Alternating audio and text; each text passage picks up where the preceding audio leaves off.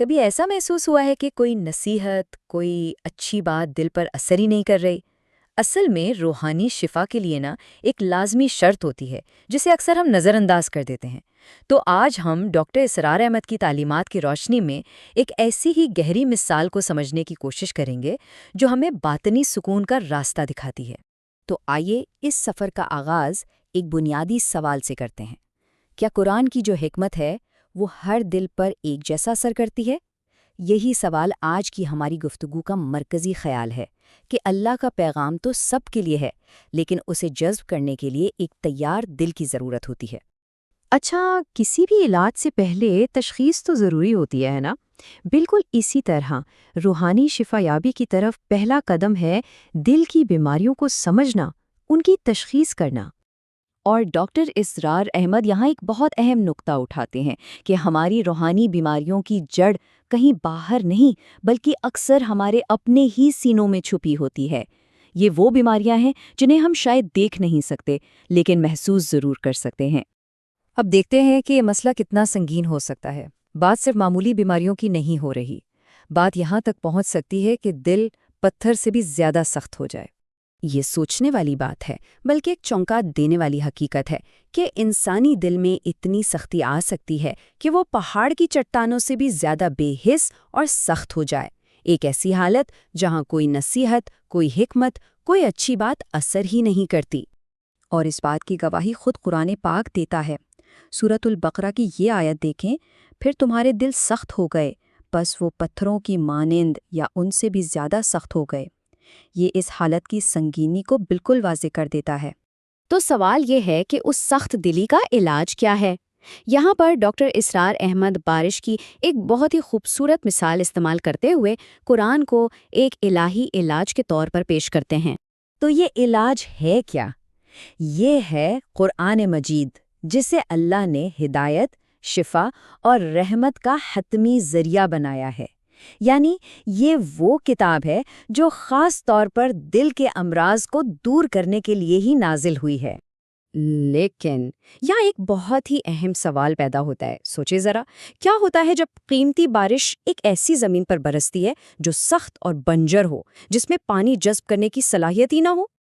اب یہ تمثیل، یہ مثال بالکل صاف ہو جاتی ہے۔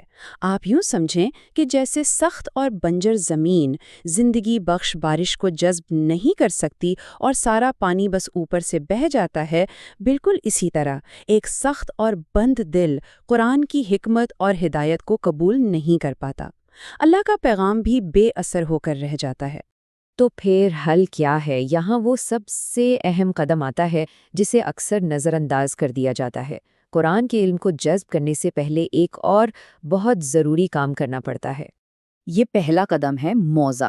اچھا، موعظہ کیا ہے؟ سادہ لفظوں میں وعظ و نصیحت، یعنی ایسی باتیں جو دل کو نرم کریں اور اسے حکمت قبول کرنے کے لیے تیار کریں۔ یہ بالکل ویسے ہی ہے جیسے کھیتی باڑی سے پہلے سخت زمین پر ہل چلایا جاتا ہے تاکہ وہ نرم ہو جائے۔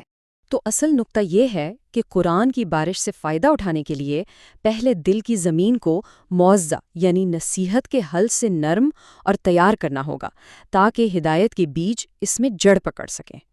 تو روحانی شفا کا یہ پورا عمل 3 مراحلوں میں سمجھا جا سکتا ہے۔ پہلا مرحلہ موعظہ کے ذریعے دل کی سخت زمین کو نرم کرنا۔ جب زمین تیار ہو جائے تو پھر آتا ہے دوسرا مرحلہ، قرآن کی ہدایت کو بارش کی طرح دل میں جذب ہونے دینا۔ اور آخر میں جب یہ ہو جاتا ہے تو تیسرا مرحلہ خود بخود آتا ہے، باطنی بیماریوں سے حقیقی شفا کا حصول۔ اچھا، جب دل قرآن کی حکمت کو جذب کر لیتا ہے نا، تو اس کے 2 بڑے زبردست نتیجے نکلتے ہیں۔ یہ صرف بیماری کا خاتمہ نہیں بلکہ اس سے بھی آگے کی بات ہے۔ پہلا نتیجہ ہے شفا، اور یہ صرف کوئی عام بیماری کا علاج نہیں، یہ دل کی اندرونی بیماریوں کا علاج ہے۔ مثلاً مادیت پرستی، حسد، تکبر، قرآن ان تمام بیماریوں کو جڑ سے اکھاڑ دیتا ہے۔ اور دوسرا نتیجہ ہے ہدایت، یعنی ایک کلیئر ڈائریکشن مل جاتی ہے زندگی میں۔